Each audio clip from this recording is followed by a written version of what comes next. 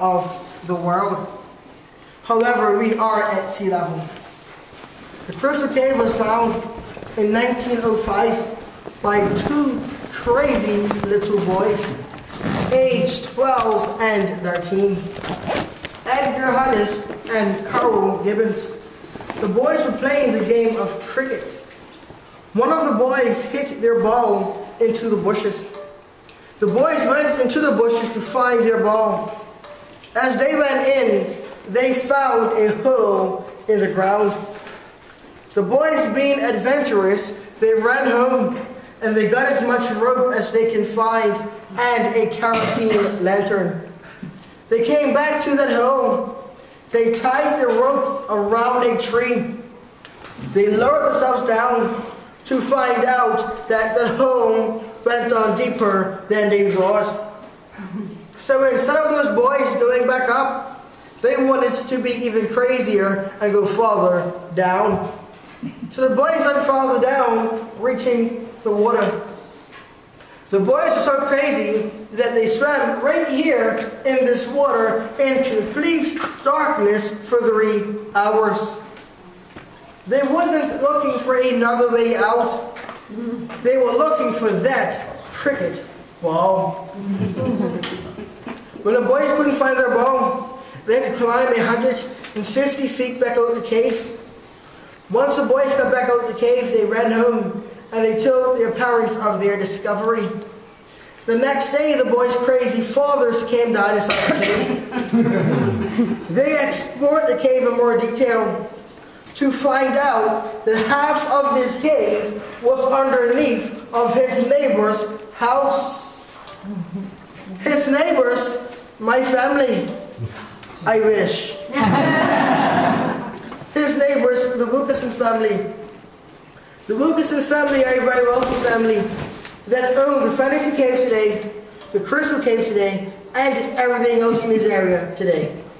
So what they did, they took the land from the boys and their family, gave them land over in Harlem, which is another area in the Bay of Spain. All of this took place in 1908. 1909, this cave opened to the public.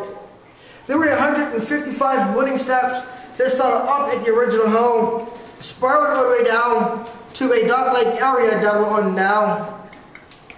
Once the tourists got down to this dock area, there wasn't a pontoon bridge here, nor was there a tour guide. Everything was done on a rowboat by yourself. The reason why the Wilkerson family stopped those boat tours was because of the strong currents inside of this cave. It was taking those little boats out to the Bermuda Triangle, and tourists were getting lost. I'm joking. The truth is, tourists are coming down here being very destructive, chopping off the formations. So today inside this cave, we're going to walk on this pontoon bridge that floats on the top of the ocean water. The bridge will rock, it will move. However, you wouldn't fall in unless you try to fall in. Please don't try to fall in, being that what falls in will stay in. Crystal Cave, this is a limestone cave, and limestone is soft and it carries a lot of minerals. Therefore, whenever it rains outside, the rainwater seeps through the ground, leaving its calcite deposits on the cave ceiling, making formations grow down. These formations are called stalactites. As we walk through up this cave today, we're going to see a lot of stalactites that don't have tips. These stalactites will not have tips no time soon because they grow at 1 cubic inch every 100 years.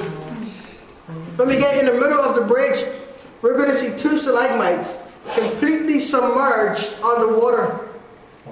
They proved 18,000 years ago, during the last ice age, that this cave was completely dry.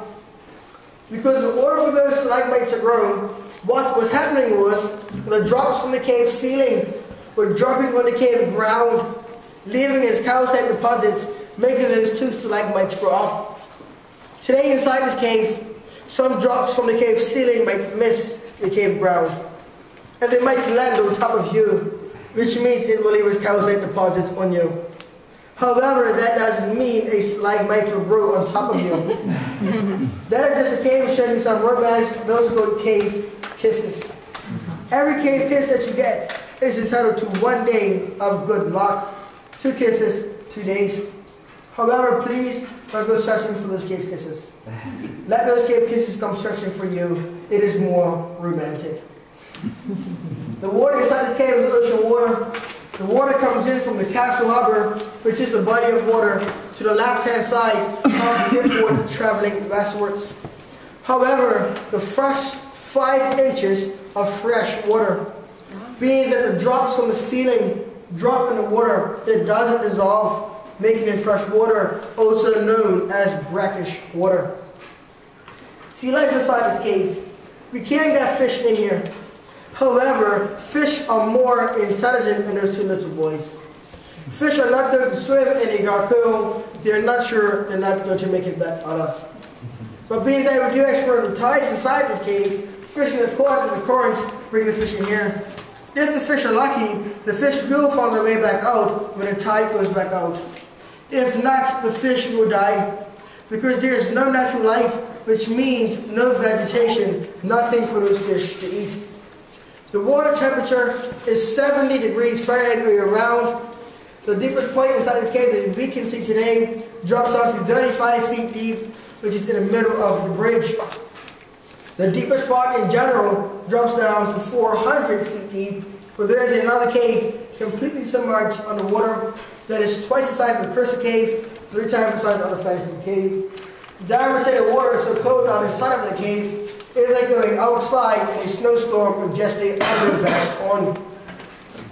We do experience the tides inside this cave twice a day, but the tides go up and down between 2 and 3 feet, which is the main reason why we have a pontoon bridge, so the bridge could rise and fall with the tide. Right now inside this cave, we are at high tide, which means this bridge is close to the cave ceiling, which also means our heads are going to be very close to these stalactites. So as you walk on the bridge, I beg you, please do not look at your cameras and walk at the same time. Because I promise you,